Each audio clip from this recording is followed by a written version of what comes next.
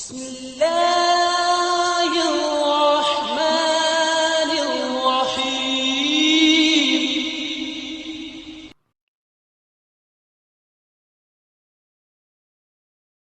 دیکھیے حکمت کسے کہتے ہیں؟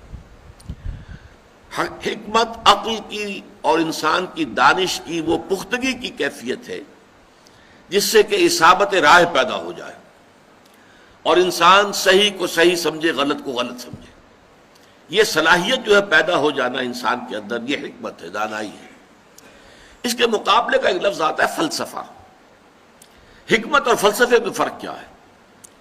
فلسفے کی ساری بنیاد جو ہے وہ عقل پر ہے اور منطق پر ہے، اور چونکہ یہ منطق جو ہے انسان کی، یہ انسان کے حواس خمسہ سے جو معلومات حاصل ہوتی ہیں، جو ہماری عقل میں، ہمارے اس کمپیوٹر میں فیڈ ہوتی ہیں، انہی کی بنیاد پر ہماری منطق ہے، بول چال اسی پر ہے، اسی کے اصول بنے ہوئے ہیں۔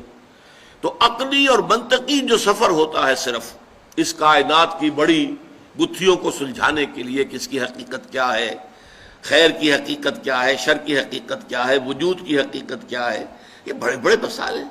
انسان کی حقیقت کیا ہے، یہ آیا حیوان ہے یا کچھ مختلف ہے، مختلف ہے تو کس اعتبار سے ہے، زندگی کی حقیقت کیا ہے، صرف زندگی یہی ہے جو اس دنیا کی ہے یا اس کے بعد بھی کوئی زندگی ہے، یہ مسائل ہیں۔ ان پر انسان صرف عقل کی روشنی میں اگر غور کرتا ہے تو اس کا نام فلسفہ ہے۔ فائلولوجی کہتے ہیں the science of languages, philosophy یہ فلاسفی جسے ہم کہتے ہیں، philosophy, sophy wisdom, wisdom based on language, یہ منطق کی بنیاد پر جو وزڈم تیار ہوتی ہے وہ در حقیقت فلاسفی ہے۔ حکمت کسے کہتے ہیں؟ اس میں عقل کے ساتھ ساتھ فطرت انسانی میں بہت سی چیزیں ایسی مضمر ہیں جو انسان بائی انسٹنکٹ جو ہے وہ جانتا ہے اور مانتا ہے۔ اس کو ثابت کرنے کے لیے کوئی دلائل موجود نہیں ہے، بلکہ دلیل دینے کی کوشش کی جائے گی تو کچھ شک تو پیدا ہو جائے گا، یقین حاصل نہیں ہوگا۔ مثلا نیکی اور بدی کا تصور ہے، فطرت انسانی کے اندر موجود ہے۔ انسان اپنی فطرت کی روح سے جانتا ہے یہ نیکی ہے، یہ بدی ہے، یہ خیر ہے، یہ شر ہے، یہ اچھائی ہے، یہ برائی ہے، سچ بولنا اچھا ہے، جھوٹ بولنا برا ہے، فطرت سے جانتا ہے۔ لیکن اگر آپ ثابت کریں کہ سچ بولنا واقعی اچھا ہے، ثابت کرو، اور جھوٹ بولنا واقعی برا ہے، ثابت کرو منطق سے، تو اس ثابت کرنے کی کوشش میں شک تو پیدا ہو جائے گا، کوئی یقین کی کیفیت پیدا نہیں ہوگی۔ اسی طرح ایک ہستی کا تصور، کوئی ایک ہستی ہے جو اس کائنات کی پیدا کرنے والی ہے، خالق ہے، مالک ہے، یہ تصور فطرت انسانی کے اندر موجود ہے۔ اس کو ثابت کرنے کی کوشش کریں گے تو ٹھوکریں کھا جائیں گے، عقل سے منطق سے ثابت کریں گے تو ایک کریٹیک آف پیور ریزن جو کتاب لکھی تھی کانٹ نے، اس میں اس نے بخیے ادھیڑ دیے تھے کہ اللہ اور خدا کی ہستی کے ذیل ضمن میں جو دلائل منطق نے قائم کیے ہیں ان سب کو اس نے منطق ہی سے توڑ دیا۔ ان الحدید بالحدید یفلح، لوہا لوہے سے کاٹا جاتا ہے، منطق کو منطق نے کاٹ دیا، سارے دلائل ختم ہو گئے، سارے دلائل پادر ہوا ثابت ہوئے، کسی منطقی دلیل سے اللہ کے وجود کو ثابت نہیں کیا جا سکتا۔ لیکن یہ کہ فطرت کے اندر ہے، کوئی ہستی ہے، کوئی خالق ہے، کوئی مالک ہے، پوری دنیا کے اندر سب نے مانا ہے۔ پوری دنیا میں صرف یہ تو ہوا ہے کہ اس کے ساتھ کچھ چھوٹے چھوٹے معبودوں کو بھی لگا لیا گیا، بڑا جی سے لکھا جانے والا گاڈ ایک ہی رہا، گاڈز اینڈ گاڈیسز، لیکن وہ چھوٹے جی سے لکھے جائیں گے، بڑے جی سے نہیں۔ گاڈز جب ہوگا جمع تو وہ چھوٹے جی سے، گاڈز اینڈ گاڈیسز۔ اسی طریقے سے مہادیو وہ تو ایک ہی رہا ہے، البتہ دیو، دیوتا، دیویاں، یہ دیو ہی ہے نا، دیو ہی سے مہادیو بنا ہے، اور دیو ہی سے دیوی اور دیوتا بنا ہے۔ دیوی دیوتا بے شمار ہو سکتے ہیں، اللہ ایک، الہہ بے شمار ہو سکتے ہیں۔ تو یہ انسانی فطرت کے اندر مضمر ہے، تاریخ انسانی ثابت کر رہی ہے، اگرچہ کہ منطق کے حوالے سے اگر آپ اسے ثابت کرنا چاہیں گے تو وہ ثابت نہیں کر سکتے۔ منطق جو ہے وہ منطق کو کاٹ دیتی ہے۔ سب سے بڑی دلیل یہ دی جاتی ہے کوئی شے بغیر کسی کے پیدا کیے پیدا نہیں ہو سکتی، تو کائنات بغیر کسی کے پیدا کیے کیسے پیدا ہو گئی؟ کوئی نہ کوئی پیدا کرنے والا ہے، ٹھیک۔ اب اسی پر اگلا وار ہوتا ہے، اچھا تو پھر وہ ہستی بغیر کسی کے پیدا کیے پیدا ہو گئی یا خود بخود ہو گئی، کیسے ہو گئی؟ اگر اصول یہ ہے کہ کوئی شے بغیر کسی کے پیدا کیے پیدا نہیں ہو سکتی تو وہ ذات کیسے پیدا ہوئی؟ دلیل ختم ہو گئی. ان الحدید بالحدید یفلع، لوہے کو لوہا کاٹتا ہے. تو در حقیقت کوئی منطقی دلیل نہیں ہے. اور ہمارے ہاں خاص طور پر امام رازی رحمۃ اللہ علیہ نے اپنی تفسیر میں جو منطقی بحثیں کی ہیں، موشگافیہ کی ہیں، وہ ٹھیک ہے، ایک دور کا یہ ایک خاص مشغلہ تھا اور خاص اس کا ایک ذوق تھا، ایک ہر دور کا ہوتا ہے، اس میں اس کی بڑی قدر تھی، اہمیت تھی، لیکن اب اس کی کوئی حیثیت نہیں. تو اصل میں جب فطرت انسانی وہ صحیح ہو، اس میں کجی نہ آئے، وہ پرورٹڈ نہ ہو، وہ فطرت مست نہ ہو گئی ہو، اور عقل سلیم، عقل بھی بے راہ نہ ہو، عقل پر شہوت کا غلبہ نہ ہو جائے، خواہشات کا غلبہ نہ ہو جائے، تعصب کی پٹی نہ بندھی ہوئی ہو. تو دیکھیے دونوں لفظ سلیمہ سالم سے بنا ہے، کسی شے کا صحیح ہو، سالم ہونا.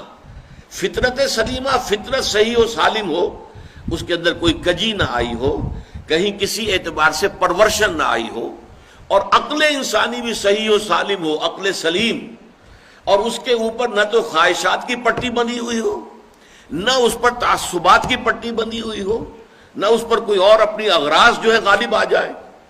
اگر یہ دونوں صحیح و سالم ہو اور دونوں کا سفر ہو تو اس سے جو شے وجود میں آتی ہے وہ حکمت ہے، وزڈم. انگریزی میں دو الفاظ استعمال ہوتے، فلاسفرز اینڈ سیجز. سیجز ان کو کہا جاتا ہے وہ درویش بنش مفکرین، جنہوں نے عقل سے کام لیا، غور و فکر سے کام لیا، لیکن وہ تھے نہایت درویش بنش. انسانیت، اخلاقی اعتبار سے، ہر اعتبار سے وہ بہت عمدہ نمونے انسانیت کے. فلسفی تو کوئی بھی ہو سکتا ہے، شرابی ہو، زانی ہو، لیکن یہ کہ وہ عقل جو ہے، عقل عیار، عقل تیز ہو، اور اس کے ذریعے سے وہ بہت سے اپنے فلسفیانہ خیالات جو ہیں ان کا تانا بانا منطق کے ذریعے سے باندھ کر لوگوں کے سامنے رکھ سکتا ہے. معلوم ہوگا کہ بہت بڑا فلسفی ہے. لیکن یہ ہے کہ وہ شخص کی جو اپنی شخصیت کے اعتبار سے، سیرت و کردار کے اعتبار سے بھی وہ صحیح انسانیت کا ایک نمونہ ہو، اور پھر وہ عقل اور فکر اور فطرت سلیمہ کی روشنی میں اس کی عقل سلیم سفر کرتے ہوئے حقائق تک پہنچے، ان کو ہم سیجز کہتے ہیں، وہ درویش. اور ہم اردو میں استعمال کریں گے حکما.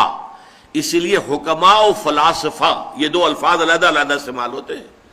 جو فلسفہ ہے خالص منطق کی بنیاد پر جو چلتا ہے، خالص منطق، خالص عقلیت، اس کے نتیجے دو ہیں لازماً. آخری منزل کیا ہے؟ اسکیپٹسزم، شک، ارتیابیت. کوئی یقین کی کیفیت پیدا نہیں ہو سکتی کسی شے پر. یا ایگنوسٹسزم، لا ادریت. یا تو فلسفی کو یہ کہنا پڑتا ہے کہ ہمیں کچھ پتہ نہیں، معلوم شد کہ ہیچ معلوم نہ شد. مجھے عمر کے اس آخری درجے میں آ کر معلوم ہو گیا کہ مجھے کچھ معلوم نہیں. سارا سوچ بچار. علامہ اقبال کا بھی ایک شعر بڑا عجیب ہے، بڑا عجیب ہے. ویسے تو ان کی وہ پوری نظم جو ہے ذوق و شوق بال جبریل میں، میرے نزدیک شاعری کے اعتبار سے، شعر کے اعتبار سے علامہ کے کلام میں وہ کلائمیکس ہے، سب سے اونچی نظم ہے، ذوق و شوق. اسی میں ایک ہے، تیری نظر میں ہے تمام میرے گزشتہ روز و شب، مجھ کو خبر نہ تھی کہ ہے علم نخیل بے رطب. عمر کی سرحد پر پہنچ گیا، اللہ میں پہنچ گیا ہوں، میں نے سمجھ لیا یہ علم اور فلسفہ جو ہے، جو میں نے حاصل کیا، پڑھا لکھا، جس کے لیے گیا، میں برطانیہ بھی گیا اور جرمنی بھی گیا، مجھے معلوم نہ تھا یہ ایسے کھجور کا ایک درخت ہے جس میں کھجور لگتی ہی نہیں. درخت کھجور کا ہے، کھجور نہیں لگتی اس میں. مجھ کو خبر نہ تھی کہ ہے علم نخیل بے رطب، اس میں تو کھجور لگتی ہی نہیں. اسی لیے پھر ایک جگہ کہتے ہیں کہ خرد کی گتھیاں سلجھا چکا میں، میرے مولا مجھے صاحب جنوں کر، یقین مجھے پیدا ہو جائے. اور وہ یقین جو ہے پھر عشق پیدا کرتا ہے، محبت پیدا کرتا ہے، جذبہ پیدا کرتا ہے، جنون پیدا کرتا ہے. دنیا انہیں کہتی ہے جنونی. یہ لوگ کیا ہیں؟ فنڈامنٹلسٹ. یہ لوگ جو ہیں یہ تو اپنی جانیں ہتھیلی پر لیے پھرتے ہیں، ان کی مت ماری گئی ہے، یہ پاگل ہیں. یہ در حقیقت یہ لوگ جو ہیں وہ در حقیقت عقل و خرد سے بالکل بیگانہ ہو چکے ہیں. یہ الفاظ دنیا کہتی ہے. عشق، وہ عشق کا معاملہ اور ہے، اور ایک علم ہے، وہ علم اور عقل وہ اور ہے. گزر جا عقل سے آگے کہ یہ نور چراغ راہ ہے منزل نہیں ہے. منزل تک پہنچانے والی شے نری عقل نہیں ہے. ہاں عقل بہت بڑی شے ہے، بہت بڑی شے ہے، بہت بڑی شے ہے، بشرطے کہ فطرت صحیح ہو، فطرت سلیمہ ہو، فطرت میں کجی نہ ہو، فطرت اپنی صحت پر برقرار ہو، فطرت پرورٹ نہ ہوئی ہو، اور اب عقل کام کرے، عقل سلیم. تو فطرت سلیمہ اور عقل سلیم ان دونوں کے امتزاج سے جو شے وجود میں آتی ہے اس کا نام حکمت ہے. اللہ تعالیٰ آپ کو جزائے خیر دے. السلام علیکم ورحمۃ اللہ وبرکاتہ.